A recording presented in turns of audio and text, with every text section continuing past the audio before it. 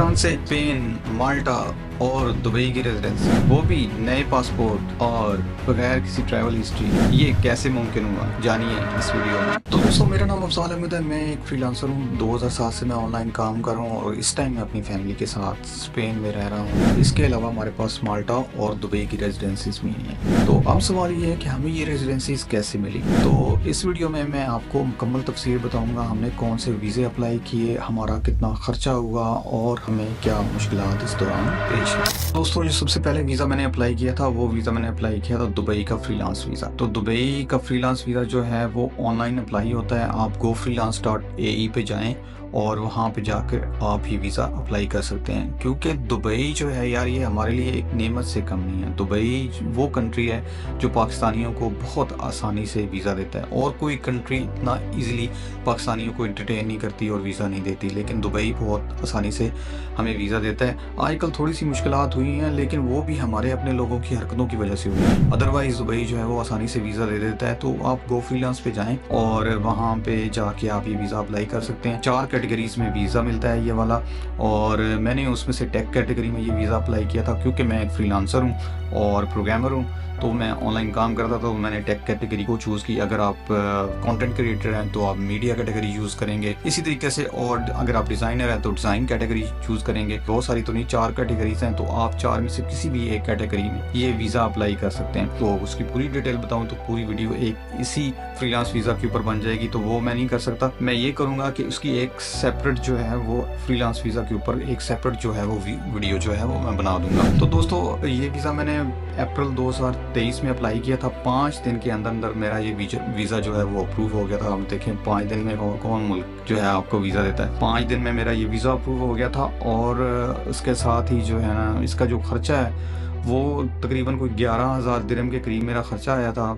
आप समझ लें कि कोई 8-8.5 लाख के करीब जो है वो पाकिस्तानी रुपीस बनते हैं। इसके फ़वाइद जो हैं वो बहुत ज़्यादा हैं। उससे बड़ा फ़ायदा तो ये है कि ये आपको एक पहला जो है वो बड़ा आपको वीज़ा मिलता है। आप जाके दुबई में जो है वो एक रेजिडेंट कार्ड ले लेते हैं, वहाँ बैंक अकाउंट खुलवा सकते हैं। दुनिया आपके लिए जो है वो ओपन हो जाती है। आप फिर मुख्तलिफ जो कंट्रीज़ हैं यूरोप की और दूसरे जो ममालिक हैं, उनमें आप दुबई से भी वीज़ा अप्लाई कर सकते हैं। तो सबसे बड़ा फ़ायदा जो है इस रेजिडेंसी का ये है कि दुनिया हमारे लिए दुबई जो है वो ओपन कर देता है। जिन मुल्कों की एम्बेसियाँ पाकिस्तान में नहीं हैं, उनकी अक्सर की एम्बेसीज जो हैं वो दुबई में मौजूद हैं। तो आप दुबई से उन मुल्कों का वीज़ा भी अप्लाई कर सकते हैं जिनका आप पाकिस्तान से नॉर्मली अप्लाई नहीं कर सकते।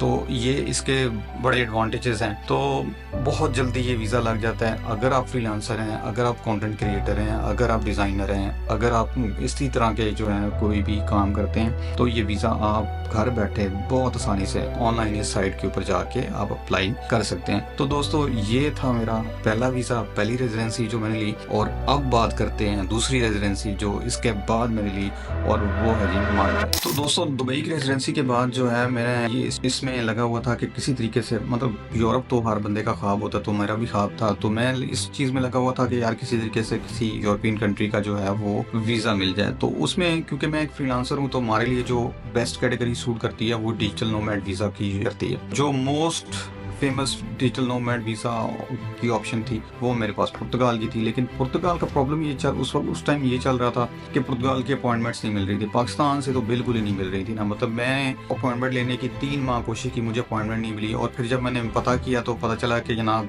जून 2024 की अपॉइंटमेंट मिल रही हैं सितंबर 2023 में। तो फिर मैंने कहा यार ये तो मुझे मिल ही नहीं सकती, बहुत मतलब देर हो जाएगी। तो फिर मैंने दूसरी ऑप्शंस देखनी शुरू की। जब मैंने दूसरी ऑप्शंस देखनी शुरू की तो माल्टा की ऑप्शन जो है मुझे नजर आई। और माल्टा की वीज़े की खूबसूरती ये थी कि रिक्वायरमेंट्स वही थी, तकरीबन वही थी। इसमें जो फ़ायदा सबसे बड़ा ये था कि ये सारा प्रोसेस ऑनलाइन था। ठीक है, नंबर 1 ये सारा प्रोसेस ऑनलाइन था।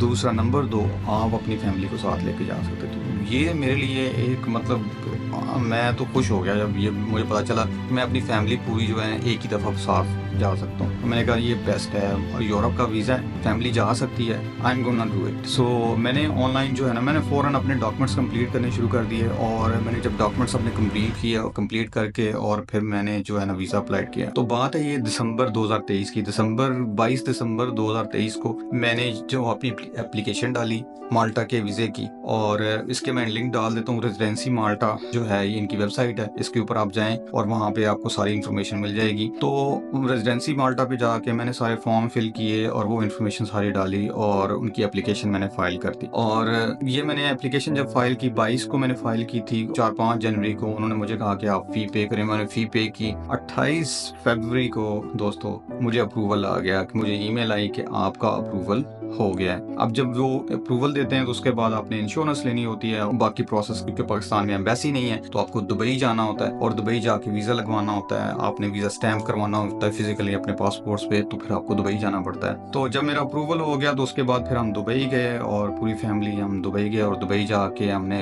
जो है VSF के सेंटर में 23 अप्रैल को अपने पासपोर्ट और अपने डॉक्यूमेंट सबमिट कराए फॉर वीज़ा स्टैंपिंग, और 4 जून को हमारा वीज़ा स्टैंप होके आ गया, और 4 जून को हम जो है वो यूरोप का नेशनल वीज़ा हमारे पास था। तो 17 जून को हम माल्टा पहुंच गए। वहां जाके अब जो उनका प्रोसेस था वो हमने पूरा किया। हमने वहां जाके अपने जो है वो कार्ड अप्लाई किए और वो चीज़ें की। तो इसके ऊपर दोस्तों जो हमारा खर्चा है वो तकरीबन, अगर मैं ब्रेक डाउन करूँ इसमें, तो 1500 यूरो हमारी एप्लीकेशन फ़ी थी। उसके बाद फिर VSF की फ़ी थी, और उसके बाद फिर जो है इंश्योरेंस जो है 1700 यूरो समथिंग जो है वो हमारी पूरी फैमिली की हेल्थ इंश्योरेंस थी for a year. And then फिर उनके सेंट्रल वीज़ा यूनिट की फ़ी थी फॉर वीज़ा स्टैंपिंग, वो एक सेपरेट फ़ी थी। तो कुल मिला के तकरीबन ये 5000 यूरो थे। समझ लें आप पाकिस्तानी पैसों में तकरीबन 15 लाख रुपए। तो देखें, आप पाकिस्तान से बैठे हुए आपने 15 लाख रुपए में पूरी फैमिली का आपने वीज़ा लगवा लिया, रेजिडेंसी आपने ले ली। देखें, लोग यहाँ पे 1-1 करोड़ रुपया दे रहे होते हैं जस्ट एक वर्क वीज़ा के लिए जो यूरोप के। तो हमने पूरे घर बैठे खुद अप्लाई करके ये वीज़ा, तो आप भी ये वीज़ा अप्लाई कर सकते हैं ऑनलाइन। अगर आपकी रिक्वायरमेंट्स मीट करते हैं तो आप भी ये वीज़ा ऑनलाइन अप्लाई कर सकते हैं। तो ये थी दोस्तों दूसरी रेजिडेंसी हमें मिली, और ये बड़ी ज़बरदस्त छोटा सा कंट्री है माल्टा, मेडिटेरेनियन में एक आइलैंड है, थोड़ी सी आबादी है, काफ़ी सारे उसके अपने मसाइल हैं। लेकिन जिस तरह दुबई गेटवे है, इसी तरीके से अभी इस टाइम पे ये एक हमारे लिए पाकिस्तानियों के लिए काफ़ी अच्छा जो है ना वो सोर्स ऑफ एंट्री बना हुआ है इनटू यूरोप। दोस्तों जो तीसरी रेजिडेंसी हमने अप्लाई की वो हमने अप्लाई की स्पेन की रेजिडेंसी, क्योंकि हमारे पास माल्टा की रेजिडेंसी ऑलरेडी आ गई थी, लेकिन माल्टा में कुछ मसाइल थे। लाइक माल्टा एक बहुत छोटा सा कंट्री है मेडिटेरेनियन के अंदर, सी के अंदर, और एक आइलैंड है, और प्रॉब्लम ये है कि वो उसके आइलैंड होने की वजह से वहाँ हर चीज़ इम्पोर्ट होती है और काफ़ी ज़्यादा वो एक्सपेंसिव है। ये एक काफ़ी ज़्यादा बड़ा प्रॉब्लम था, क्योंकि एक्सपेंस हमारे मतलब वो मैं अफोर्ड कर सकता था, लेकिन वो एक्सपेंस काफ़ी ज़्यादा था। 1500 यूरो तो सिर्फ उस अपार्टमेंट का रेंट था जिसमें हम रह रहे थे। मतलब आप 4.5 लाख रुपया पाकिस्तानी आप करने, तो वो सिर्फ रेंट था। इसके अलावा बाकी भी खर्चे थे। वहाँ पे ये मसाइल थे। दूसरा उसका जो सबसे उस रेजिडेंसी का जो सबसे बड़ा मसला था, वो हर साल रिन्यू होती थी और 4 साल तक वो रिन्यू हो सकती थी, लेकिन कोई परमानेंट रेजिडेंसी का उसमें सीन नहीं था। 4 साल के बाद जो है ना फिर आप वापस, तो जैसे दुबई और इसी तरह सऊदी में होता है, तकरीबन वही उनका प्रोसेस था। तो ये चीज़ वो मेरे ज़हन पे थी कि यार ये बात सही नहीं है, तो मैंने आगे मूव करना है। तो फिर उसमें जो पहली ऑप्शन थी वो ऑब्वियसली पुर्तगाल की थी, लेकिन अनफॉर्चुनेटली जब हम दुबई से माल्टा आए, अभी हमारा वीज़ा स्टैम्प नहीं हुआ था माल्टा का, कि पुर्तगाल वालों ने जून में जो है वो फाइल लॉक सिस्टम, जो कि जिसको एक्सप्रेशन ऑफ इंटरेस्ट और फाइल लॉक सिस्टम कहते हैं पुर्तगाल में, वो उन्होंने बंद कर दिया। तो वो ऑप्शन हमारे लिए बंद हो चुकी थी। तो अब हमारे पास नेक्स्ट ऑप्शन जो थी वो स्पेन की थी। तो फिर स्पेन के बारे में मैंने थोड़ा सा पता किया, चीज़ें गैदर की, इन्फॉर्मेशन गैदर की, तो मुझे समझ आई कि स्पेन का डिजिटल नोमैड वीज़ा जो है वो अप्लाई किया जा सकता है। उसके 2 तरीके हैं। एक तो आप एम्बेसी में जैसे पाकिस्तान में अपॉइंटमेंट लेके कर सकते हैं, तो वो काफ़ी लंबा लेंथी प्रोसेस है और उसमें चांसेस भी मिलने के वीज़ा बहुत मुश्किल होते हैं। तो दूसरा प्रोसेस ये है कि आप स्पेन इंटर हों और वहाँ जाके आप जो है ना वो वीज़ा वीज़ा अप्लाई करें, तो उसमें काफ़ी ज़्यादा चांसेस होते हैं। तो फिर मैंने डॉक्यूमेंट सारे पूरे किए और जो है एक मैंने वकील जो है लॉयर हायर किया। वो आप खुद करना आपके लिए काफ़ी ज़्यादा मुश्किल हो जाता है क्योंकि लैंग्वेज बैरियर है। आपको इंग्लिश तो चला हमें आती है, हमें स्पेनिश तो नहीं आती। तो इस वजह से फिर मैंने एक वकील हायर की थी, उसने मेरा वीज़ा अप्लाई किया था और हमने सारे डॉक्यूमेंट्स उसको गैदर करके दिए थे और उसको हमने एक लमसम फ़ी पे की थी और उसी के अंदर उसने सारी गवर्नमेंट की फ़ी पे करके तो उसने हमारा वीज़ा जो है वो अप्लाई किया था। तो ये हम 22 सितंबर को वो मैड्रिड पहुंचे थे माल्टा से और 23 सितंबर को हमारा वीज़ा जो है वो एप्लीकेशन हमारी फाइल हुई थी और 10 अक्टूबर को विद इन 8 और 9 और 10 वर्किंग डेज के अंदर अंदर जो है हमारा वीज़ा जो है वो 3 साल का हमें ये वीज़ा मिला। अब ये 3 साल का हमारा वीज़ा है और इसके बाद जब ये रिन्यू होगा 2 साल के लिए मज़ीद और उसके बाद 5 साल के बाद हम PR जो है वो अप्लाई कर सकते हैं। तो ये इस लिहाज से बहुत ज़बरदस्त है कि ये मेरी पूरी फैमिली के लिए हम अब यहाँ पे हमें ये टेंशन नहीं है कि हर साल हमें वीज़ा रिन्यू कराना होगा या हमने टैक्सेस पे करने हैं या हमने सोशल सिक्योरिटी पे करनी है, वो चीज़ें हैं। लेकिन ये वीज़ा जो है ये लॉन्ग टर्म है, ये लॉन्ग टर्म रेजिडेंसी में बदल जाएगा। अब 5 साल बाद हमें PR मिल जाएगी, 10 साल के बाद हम नेशनलिटी अप्लाई कर सकते हैं। इस लिहाज से ये बहुत ज़बरदस्त है। इसके ऊपर जो टोटल दोस्तों खर्चा आया मेरा, वो टोटल खर्चा आया जी हमारा तकरीबन वो 4400 यूरो थी। तकरीबन आप 4500 कर लें, ये भी तकरीबन कोई 14-15 लाख रुपया आप कर लें, 14 लाख रुपया आप कर लें, तकरीबन इतना बनता है। तो 14 लाख रुपए में हमारा परमानेंट जो है मतलब हमारा बेहतरीन किस्म का रेजिडेंट परमिट जो है वो स्पेन का बन गया। तो दोस्तों इस तरीके से ये मैंने 3 जो है वो वीज़ा अप्लाई किए। पहला जो है मैंने फ्रीलांस वीज़ा अप्लाई किया दुबई का, दूसरा जो है मैंने डिजिटल नोमैड अप्लाई किया माल्टा का, तीसरा जो है मैंने दोस्तों